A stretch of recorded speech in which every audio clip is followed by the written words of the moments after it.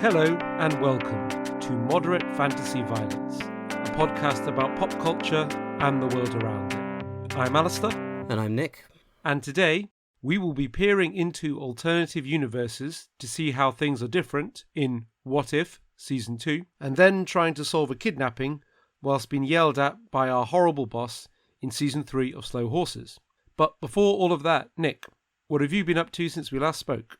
Well, since we last spoke, or certainly in the last couple of weeks at least, I have read all 12 volumes of Deadly Class, a Image Comics series that ran, I think, throughout a chunk of the 2010s and into the early 2020s. This is a series by Rick Remender and Wes Craig. It's basically from the sort of Hunger Games-esque violent YA genre, and it's about a homeless kid who finds himself inducted into a school for assassins, where kids from the young generation of various crime families and assassin orders and all sorts of ne'er-do-wells get sent to hone their skills so they can return and take on, prime graduate positions in their respective crime families and so on. Yeah, it's somewhere between Hunger Games and a really violent Harry Potter. It's like this school full of kids who are all particularly willing, obviously, to just casually murder each other to get ahead. And yeah, it's fun. It's good sort of violent nihilist fun. It's also got a very strong sort of period element. Like, it's set in, well, it actually moves steadily through time, but it starts off in the late 80s, I think 1987, 88. And it does move through time steadily, and it does actually talk quite a lot about relevant period stuff. Like, there's a lot of chat from the lead character about how the reason he wants to get into assassination and graduate from assassin school is so he can one day kill Ronald Reagan, that sort of thing. And it moves through time like that. There's a lot of talk about the music of the time and so on. I'm assuming the writer perhaps also came of age around this period because he seems very attached to the trappings of being a teenager in the late 80s. And yeah, it's a lot of fun. As I say, it's sort of kind of Hunger Gamesy, maybe a bit more aggressively violent. But yeah, it's got a good sense of unpredictable, sudden, random violence, which I enjoy. And there's a nice sort of teenage heart to it as well. So, you know, you care at least a little bit about everyone who gets senselessly murdered. Yeah, that sounds good. Do like a little bit of ultra-violence. Kind of reminds me of a few stories, I don't know, over the last few years or 5 to 10 years that have definitely been the sort of violent Harry Potter or sort of, yeah, I guess kind of following on from the Hunger Games. There's things like Naomi Novik's Scholomance novels, you know, starting with A Deadly Education. They're sort of in a similar vein again with a sort of school where people kill each other and the school tries to kill you. Or Nevernight by Jay Kristoff, which is again a novel set in a school for assassins. That one, it's like magical assassins. So there's definitely like a few things sort of riffing on that broad theme, and it's always fun whenever it's done. Yeah, it's good here. As I say, there's a sort of dreary, sort of angry nihilism, which I think sets this series apart from a lot of the other YA things I've read, obviously informed by the setting, and by the fact that the lead character's a bit of a sort of try-hard, poser, cynical, nihilist, soft goth kid who talks a lot about how hopeless everything is in a way that the other characters make fun of him about, which does sort of infect the series a bit. Yeah, I think a lot of these stories have these aloof, hard-bitten protagonists, usually female. I guess they're pretty much all very similar to Katniss Everdeen, so this sounds like it's going in a different direction with this character. Yeah, and it's interesting how it progresses through the 12 volumes, especially towards the end, when it starts taking some quite extreme time jumps. Like, I don't know, I guess I should lay off the spoilers, but by the end of the series, the time frame has moved from the late 80s to quite close to the present day. For the record, we're recording this in early 2024. But yeah, there is an enjoyable sort of movement through time after they've gone to this sort of bleak school, and you do get to sort of see, how the events in their teenage years inform this class as they go through their lives. It's good. Yeah, so that's set over quite a long period of time then. That's about 40 years. So that's, I guess, is sort of spanning this character's whole career or most of their life. Because, yeah, that's a pretty epic kind of timescale. Yeah, a lot of the time jumps are in the last, third to quarter of the series is when it starts picking up speed. A lot of it before that is set in the school. But yeah, it does have a very sort of epic sweep in the end. Surprisingly so, considering it does feel at the beginning like a fairly sort of straightforward, contained, high concept genre series. I guess that's how you keep it interesting across 12 volumes, kind of adding more layers, going through time, I guess taking the story out of the school. Both those series of novels I mentioned before, take the story out of the school into the wider world, partly to, stop it becoming repetitive and things like that. And also, you've got the scope of this character's life, so you need to find a way to keep the plot, I guess, engaging across 12 volumes, which is quite a lot of story. Yeah, and also, although the lead character is definitely the lead character, what a sentence, what a comment, it does give a lot of time to the other cast. Like, this was a monthly comic series, so it's collected, each volume is a few issues, And quite a lot of the time, there are single issues which are entirely focused on characters other than the lead character, or sometimes even whole like multi-issue storylines where the lead character isn't really that involved. So it does have quite a lot to draw on to help, fill its 12 volumes. Yeah, and fill out the world a bit, I guess. Yeah, I mean, that's kind of essential for world building, make you aware that there is like a world outside the life of this main character. It's not just, just them. Yeah, so yeah, I think this was quite a major series in the sort of initial Image Comics explosion of like the early 2010s, but I think possibly they took a bit of a break from making it. There was a sci-fi channel TV show at some point, which I think was cancelled after one season of Deadly Class, but yeah, they came back to it, I think, in the late 2010s, and finally finished it. So yeah, I thought this was a good time to smash through the whole thing. Yeah, it's really good. If you've ever been vaguely meaning to read this, then yeah, it's finished now. It's a good time. Go do it. That sounds good. And yeah, it pays off at the ending. Oh yeah, it's a good ending. As I say, it very much covers every base. Yeah. Yeah, excellent. Yeah, another one for the recommendations pile.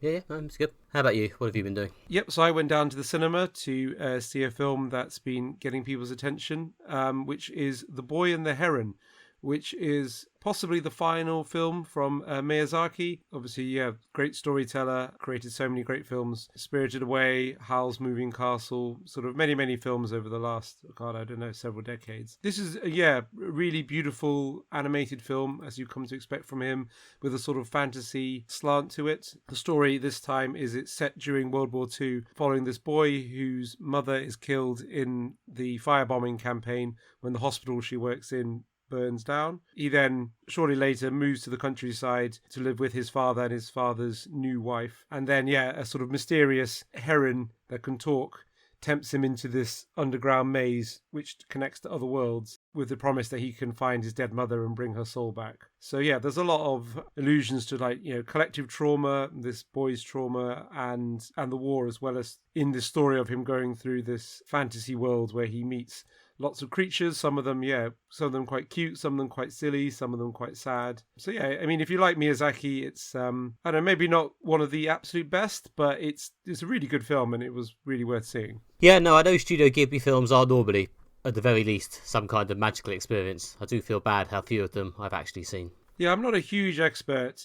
There was a big retrospective of Studio Ghibli stuff done by Picture House, I think back in 2022, which I was going to go to, and then I got COVID and thought that the other cinema viewers probably wouldn't appreciate me giving them more COVID by attending these films. But yeah, they've done a lot of films over the years. They did a version of Earthsea, the classic Ursula K. Le Guin novel. Yeah, I think Spirited Away still probably is their most famous film. I mean, there's a stage version right now that's on in London that's been getting a lot of attention, so that's probably raising the profile of that film. But yeah, there's lots of other famous ones. Yeah, Princess Mononoke, Kiki's Delivery Service. I've seen 2 of those 3 films. Oh wow! So yeah, so you know more than you expected. Yeah, Spirited Away and Kiki. Yeah, I've seen those. Yeah, Spirited Away certainly caused a lot of waves around the time when I was first getting into like auteur cinema. It's a beautiful film. Yeah, Miyazaki's signature styles, on show here. Yeah, the animation, like I say, is spectacular. It's really worth seeing on the big screen to really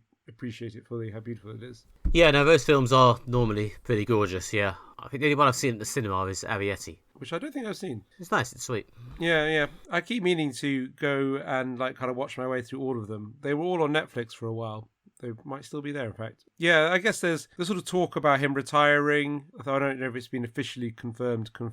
He's getting pretty old, and he's been around for a while. And there's a lot of sort of Oscar buzz around this film as well. I can imagine as it's animated and originally not in the English language, it might get sort of shunted to kind of best animated film, although it's probably a shoe-in for best animated film this year. But yeah, as it might be his final film, there's a chance this might get showered with Oscars, or at least a cursory Best Picture nomination. There's also 2 versions to see. You can actually see it in cinemas. Some are screening it in the original Japanese cast, subtitled. Some cinemas are showing it with English language cast, which does have a pretty impressive list of Hollywood stars in it. Yeah, William Dafoe, Florence Pugh, Robert Pattinson. Yeah, he was in it. I should have brought the full list.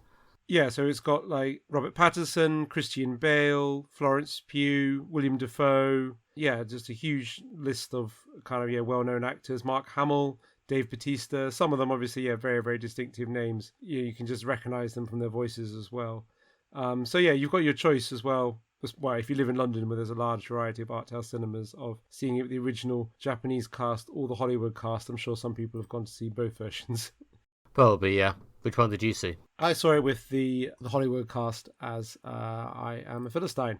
And that was a screening at a convenient time, to be fair, which is, I don't know if maybe if I should prioritize convenience over artistic integrity, but I went for the Hollywood cast. But yeah, partly because also you got to play, you're like, oh, I recognize that voice. Yeah, especially like, yeah, Dave Bautista, really, like, I don't know, yeah, very, very distinctive voice, playing the King of the Parakeets, which is, yeah, a role he does very well. Yeah, and obviously, yeah, people like Mark Hamill and stuff have done a lot of voice acting over the years in both video games and animated material. So yeah, I believe the Japanese cast also was similarly distinguished, and it's possibly, I think, the same person who plays the kid in both languages. But yeah, it's certainly an impressive cast, I guess, because a Miyazaki film is a big event, and if this also turns out to be his last one, then it's going to be a very big event. Yeah, this has seemed to have had more buzz than some Studio Ghibli films on its release. Maybe it's because it might be his last one, I'm not sure. Or maybe there just hasn't been one for a while, I'm not sure. Yeah, I think there's been a break, or not one for a while. I think partly because it had a run at the London Film Festival that was well received. I mean, that certainly, I've seen momentum build on film Twitter from the London Film Festival. There's, yeah, some people I follow, obviously big anime and Ghibli fans, including the Studio Ghibli podcast, which is, yeah, also worth listening to. So yeah, they've been getting very excited about this. And there's been a big advertising campaign this time, which he doesn't always get. Again, I don't know if possibly they're pulling out all the stops this time because it could be his last film, or if they're because they feel this one has a real shot at Oscar glory, or because, yeah, it's been a while and this might strike a chord, or some combination of all three. But yeah, I'd recommend watching this, certainly if it rolls around to Netflix, if you, don't have a cinema near you that's screening it. Well, it doesn't feel like there's another film that's obviously going to sweep all the Oscars, so yeah, maybe they feel they've got a shot. Who knows? Yeah, it's an interesting year, hard to predict, although we said the same thing about last year. We'll see how the field shakes up.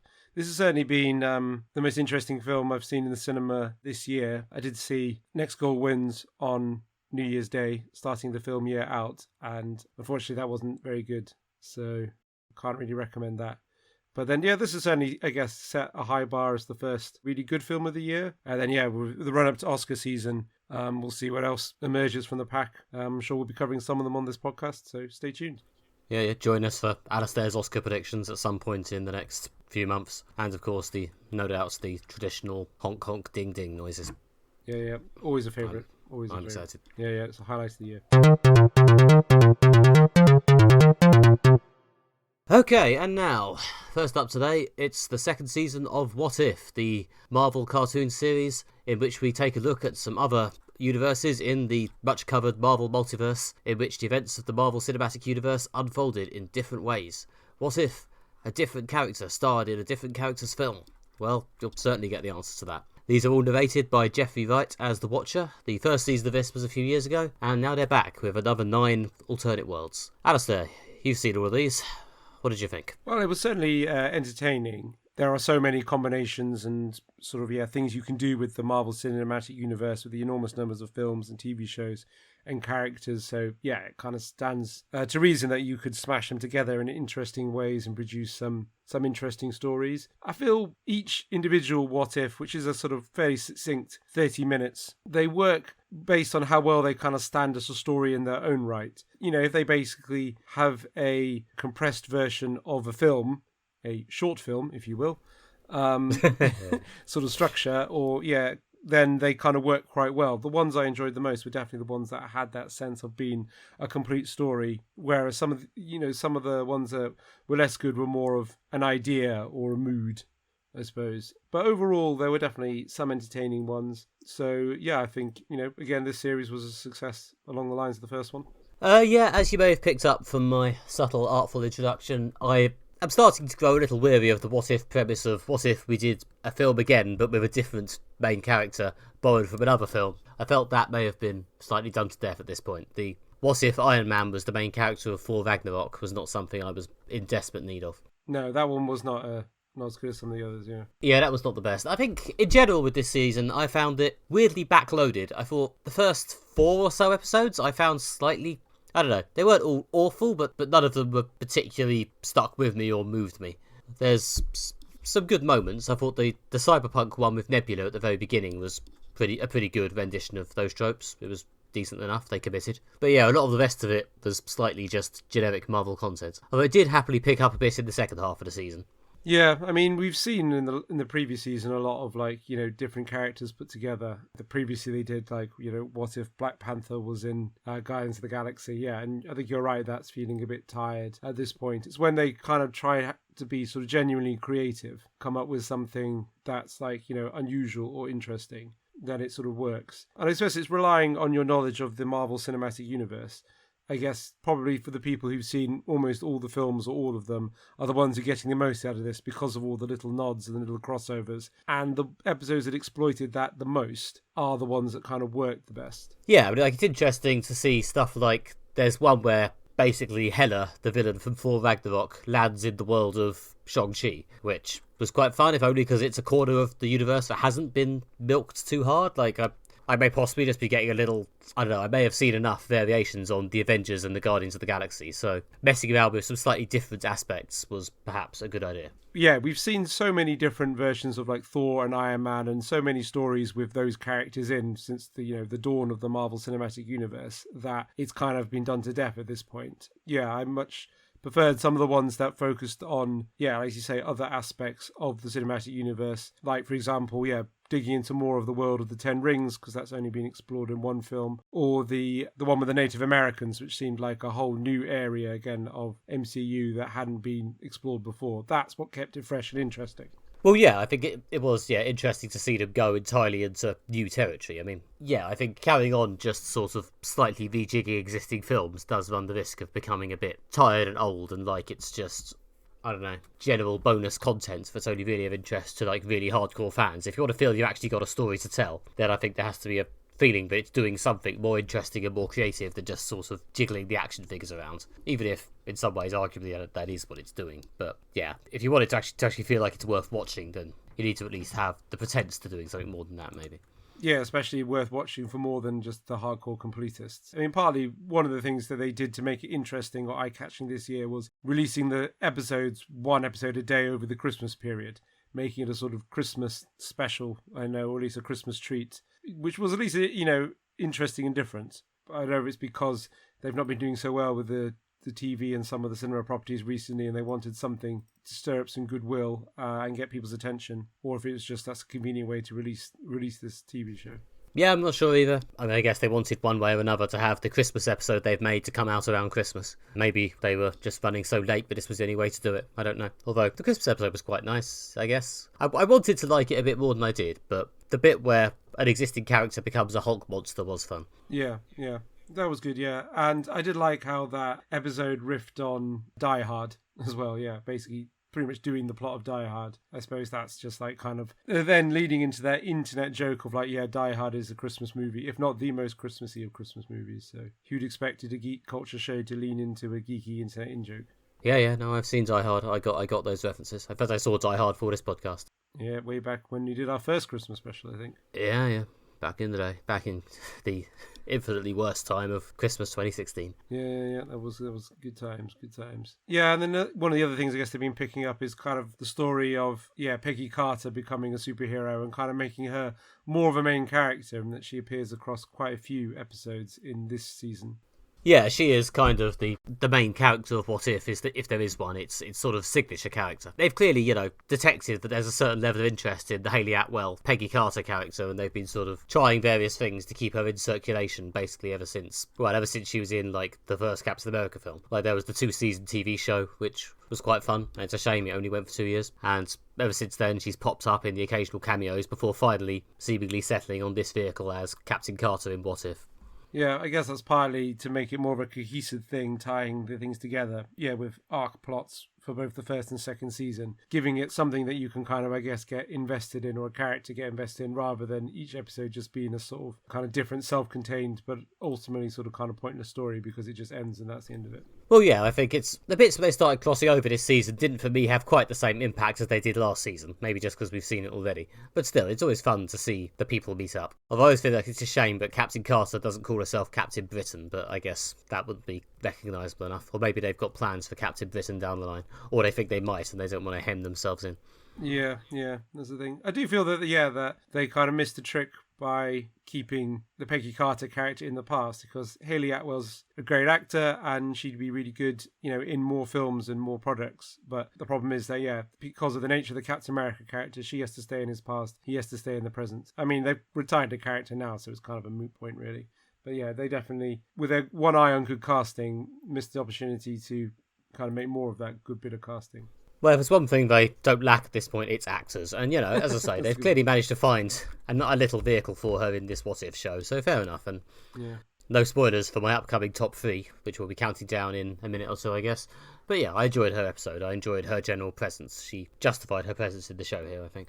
Yeah, absolutely. And they've got an exceptional range of voice actors. Quite a lot of, the top Hollywood stars came back to do their roles, including people playing animated versions of their characters is Mark Ruffalo, Chris Hemsworth, Kate Blanchett, which I was quite surprised to see she came back, Jon Favreau, Hayley Atwell we've discussed, Sebastian Stan, Paul Rudd, Jeff Goldblum, Benedict Cumberbatch.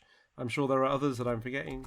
Did Sam Rockwell come back to play the villain from Iron Man 2 in that? Yes, he did. Christmas I knew episode. I'd forget someone. Yeah, Sam Rockwell's great.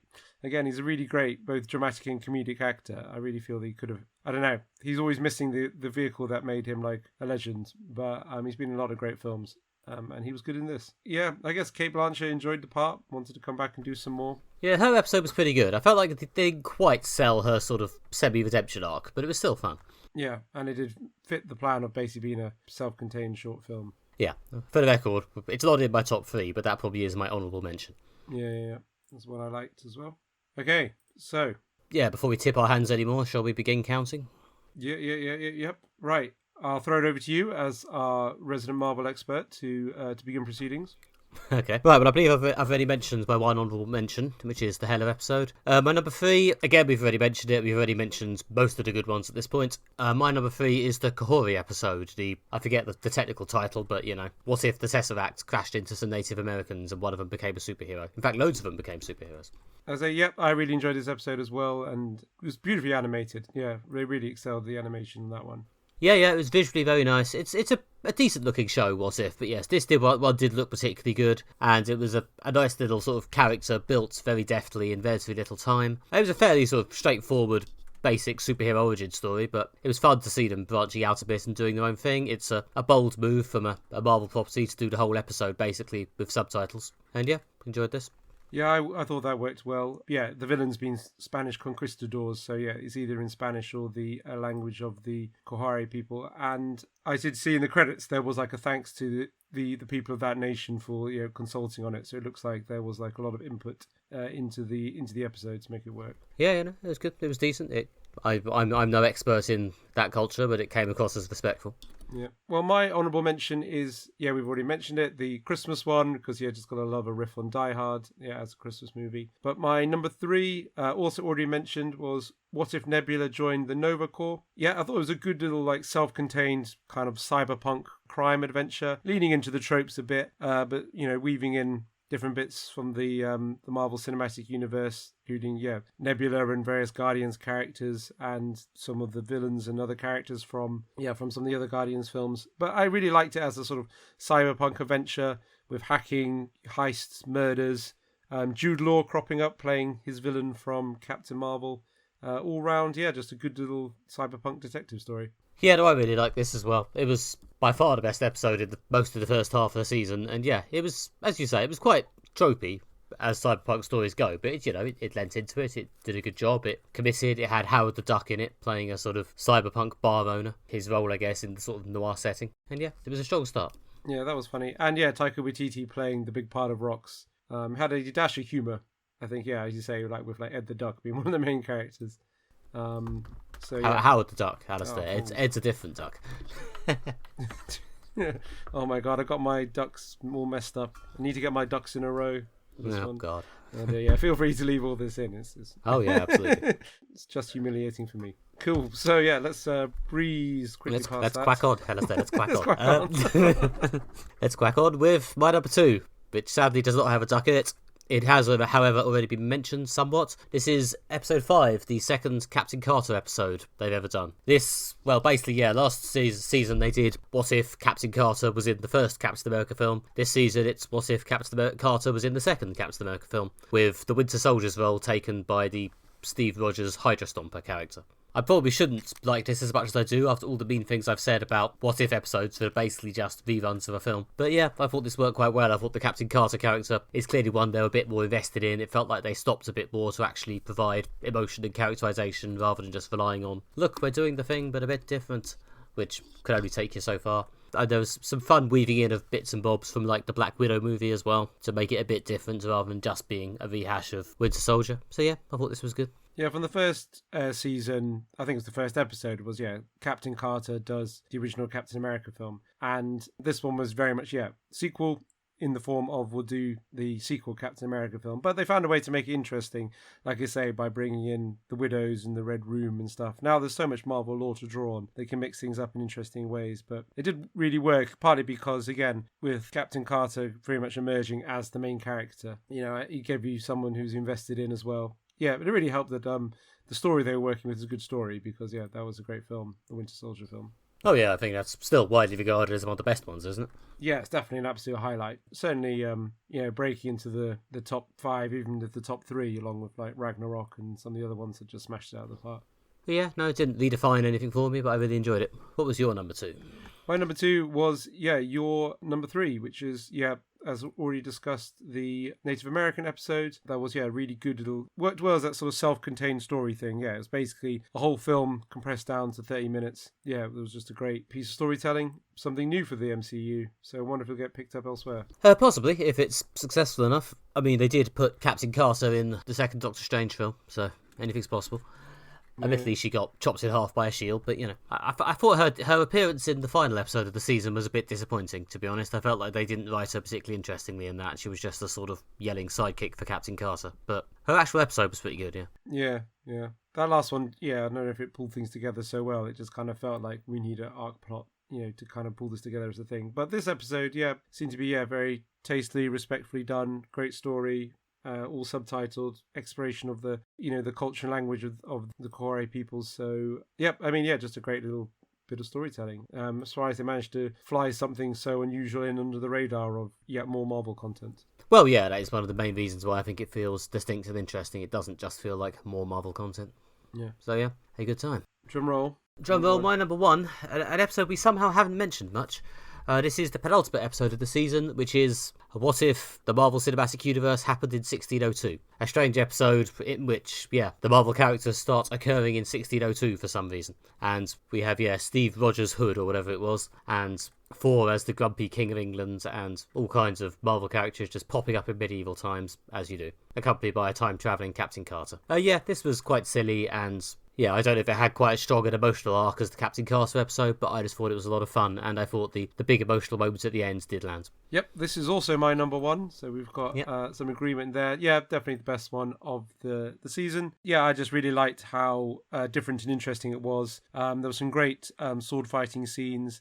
They kind of weaved in almost all the characters at various different points. Partly, with Steve Rogers' band of merry men involving other Avengers characters, looping in almost everyone. Tom Hiddleston doing a sort of quite vain version of Loki, who's an actor. Again, Cate Blanchett doing Hela. So it was a good one. It was just a great yarn, a great lark. Just, them to be really creative. Let's just move everything back in time 400 years and see what that does. Well, it's in keeping with some of my favourite episodes from the first season of What If. It just felt like fun. It felt like they were messing around a bit and just doing something slightly silly. It also had, I think, quite a good, actually, self-contained story with the universe collapsing, the effect of that, and this kind of, plot to steal the Thor's scepter as a way to fix it. I mean, it's not breaking new grounds in terms of storytelling, but it does sort of work as a kind of concise, contained film shrunk down to 30 minutes. It had 2 big action scenes, one in the middle, one at the end. You get an MCU film in sort of 30 minutes rather than like the full hour and a half or 3 hours or something like that. Yeah, no, this was good. I think it gave us something they're unlikely to ever do in live action, which is, I think, should be at least a big part of the fun of this show. Yeah. Doing something different, yeah. So, there you go. There's at least 3 or 4 good episodes from this season. Another more or less decent season of What If. I'm still waiting for it to achieve like true consistency and be like really good throughout. But there's usually enough good stuff in there to be worth watching. I mean, we said over and over that the problem with anthology shows, Black Mirror, Inside Number 9, Love, Death and Robots, there is always this slant of like, they're hit and miss because each one's different and, they can't always be hits and things like that. And I guess this is just living up to that fact that like there will be an element of hit and miss to it. But that maybe in the future they'll get a run that is all great stuff. I kind of feel that like to do that, they're going to have to veer away from the core Avengers cast as we've kind of seen them in every conceivable combination. Or if they are going to have the core Avengers cast, do something very, very different, such as, like setting it all in the past and, ditching the high tech and ditching the rest of the continuity. I'd be kind of interested to see them, go even deeper and mess around a bit with, She-Hulk and Ms. Marvel and Moon Knight and stuff, really just make it a random grab bag. But yeah, I'm pretty sure they are making a third season, so there's still time for them to do that. Yeah, that would be better. That would be better than just more, what if Thor was in this film, Also, no Spider-Man in this run, which was very disappointing for me. What's he doing? That's a good point. Yeah, I don't know. Is it? I mean, I don't want to play inside baseball, but yeah, it could be just the Sony Marvel relationship. But it could be. He was in the first one, though. Yeah, it's true. Who knows? Maybe they're just waiting for a really, really good Spider-Man one for the third season, or the inevitable What If Spider-Verse crossover. Yeah, I suppose, which does actually make sense. Yes, coming in season 3, the Spider Watcher.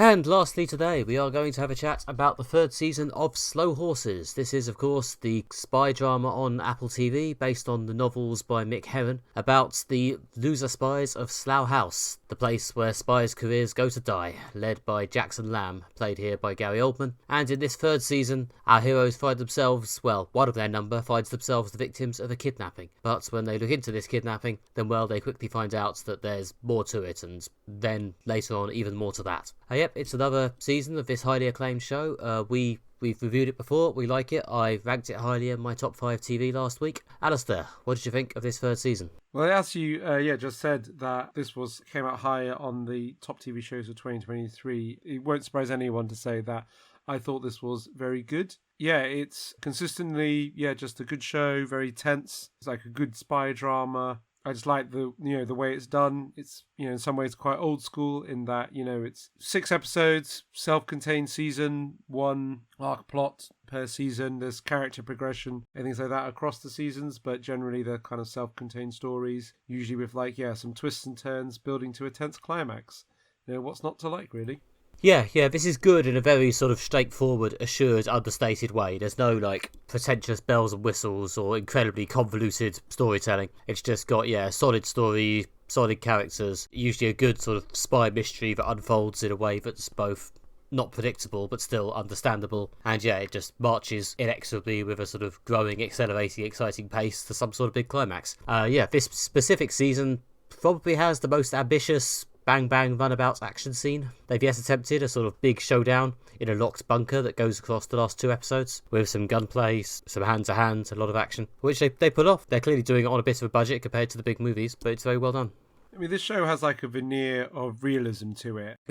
It's not supposed to be like a docudrama or anything like that, but we've talked in the past before that there's a spectrum of spy, entertainment, from, I guess, things like the also Gary Oldman starring Tinker Tailor Soldier Spy with its kind of heavy focus on realism, through all the way to the sillier James Bonds, some of the Roger Moore films, things like that, when you're crossing into, super spying or superhero territory. And this is very much towards the kind of believable, this could happen end of the spectrum, which is why I feel that their final 2-episode action scene worked really well, even though they had small budgets and there weren't huge numbers of goons, but also it seemed like a believable scale for a sort of firefight that could actually happen. There's 4 or so people hunkered down in a bunker, and some sort of tactical people with lots of armor and guns are sent in to flush them out. It was believable, which is kind of what made it so tense, and also worked with the relatively tight budget of, I guess, British thrillers. Although this has Apple money, so I guess that explains why there's big names like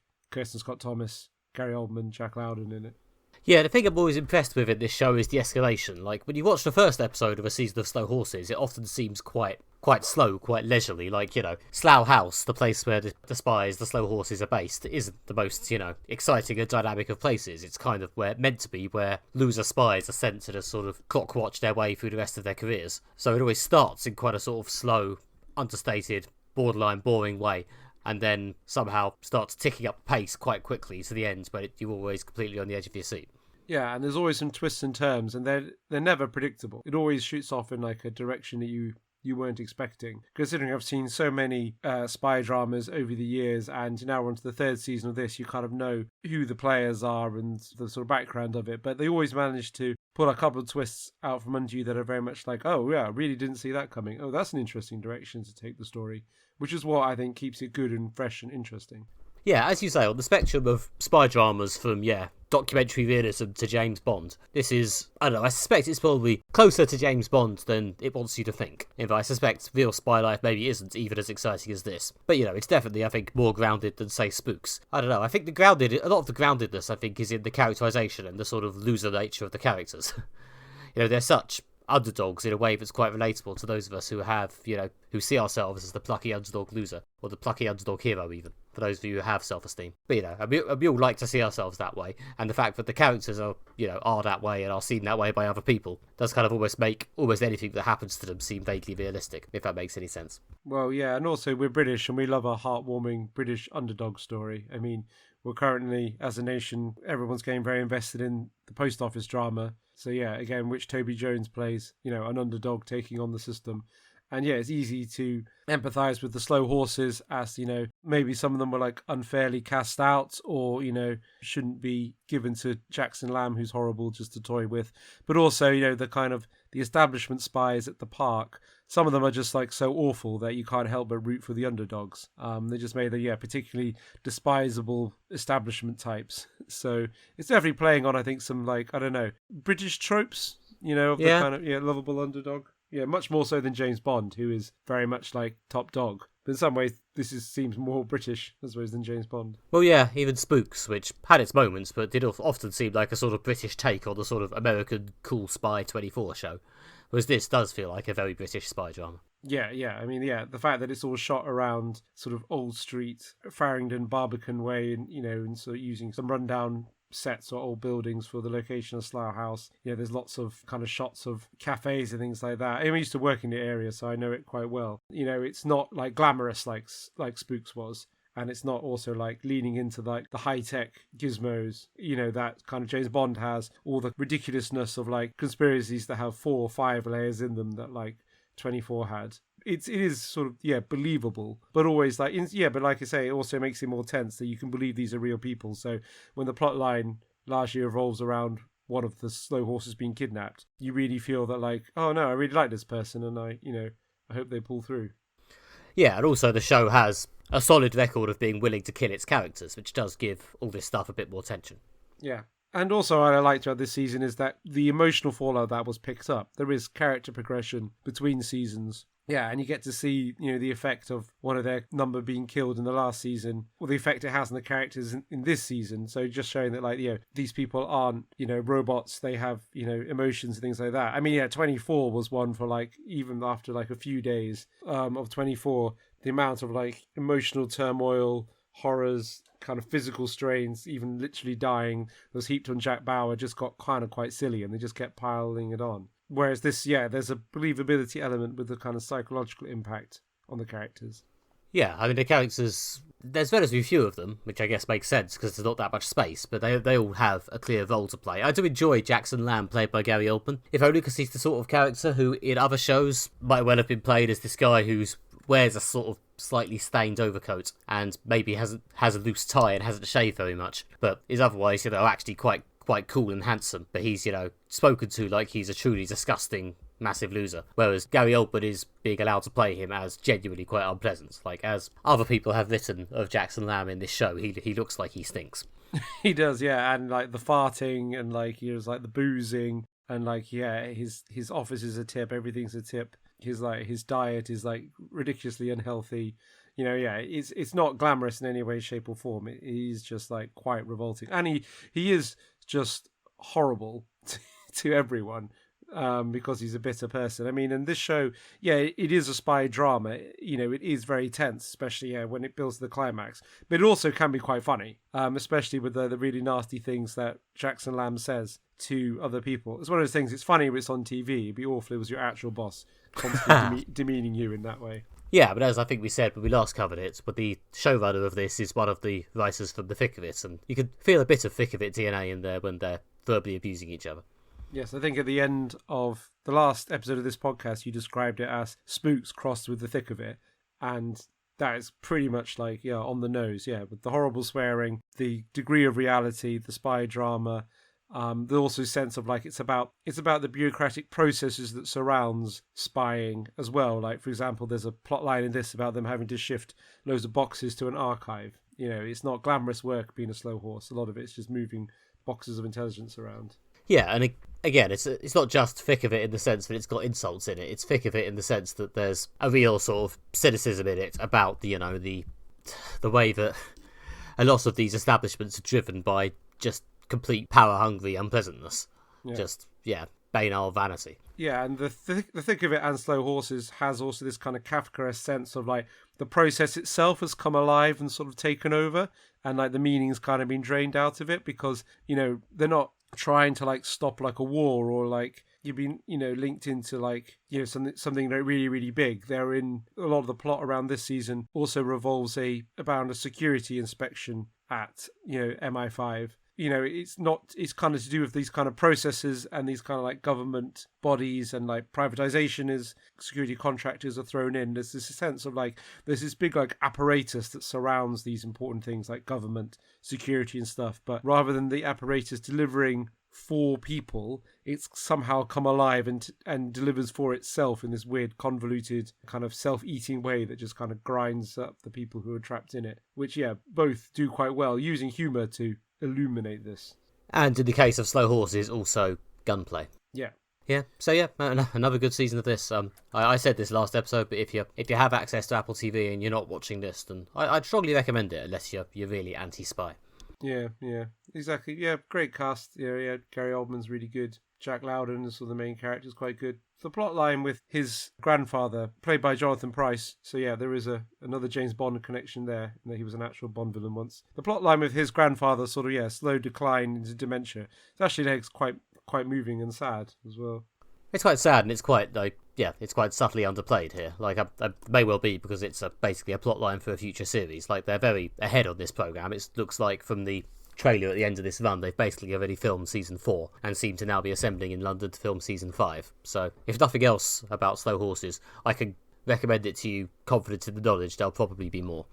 Yeah, they seem to have cleverly used the Apple money to basically take the same budget and make 2 seasons. So rather than doing 1 season a year of 12 episodes, they're doing 2 seasons of 6 episodes that are tighter, tenser, and come out more regularly, which is all things that I much prefer over sprawling, infrequent 12-episode seasons. Yeah, I mean, there are things that work better at longer lengths, obviously. We've all recommended 13-episode TV shows in our lives. I know I have. But, yeah, for this, I think 6 works very well. It's very straightforward. Like, I think with this sort of spy drama, you want it to sort of come at you quickly. And some of the character plot arcs are like spread out over seasons, such as the story about how the Jack Lowden character ended up as a slow horse was kind of spread out over the first 2 seasons. The fallout from the death in the second season looks like it's going to be spread across the 3rd season we just reviewed, and the next one.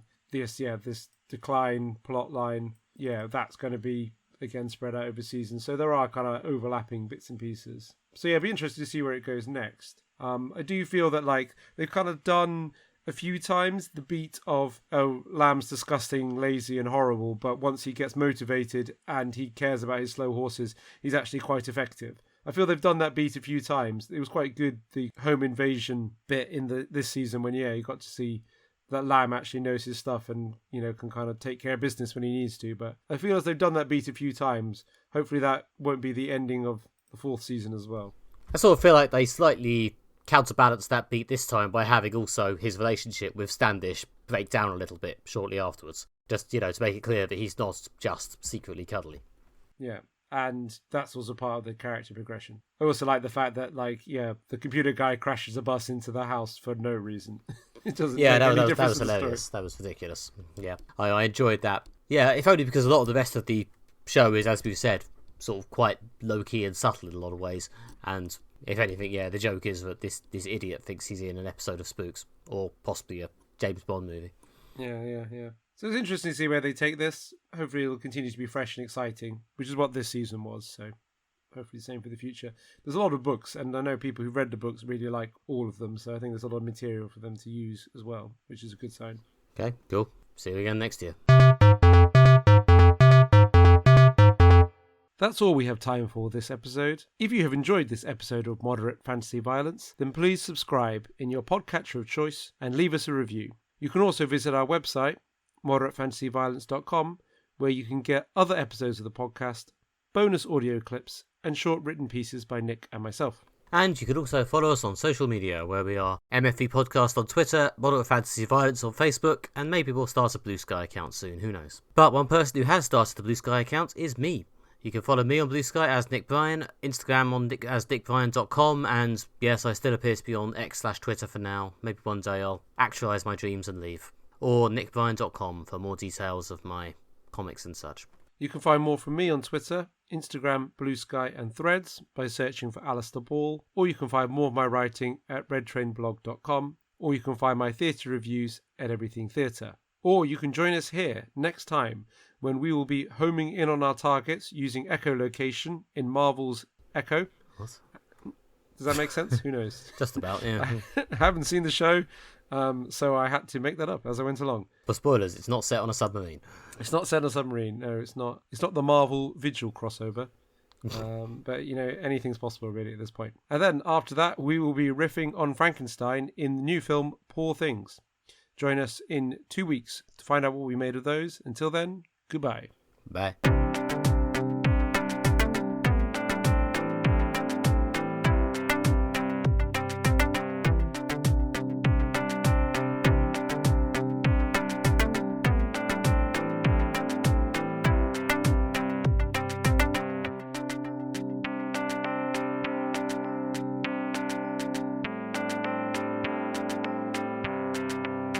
Okay, what if? What if we reviewed What If? Yeah. Yeah, no, that certainly has the rhythm and shape of a joke, doesn't it? Yeah, exactly. Yeah. I believe I recognise that from my shadow book. I don't know.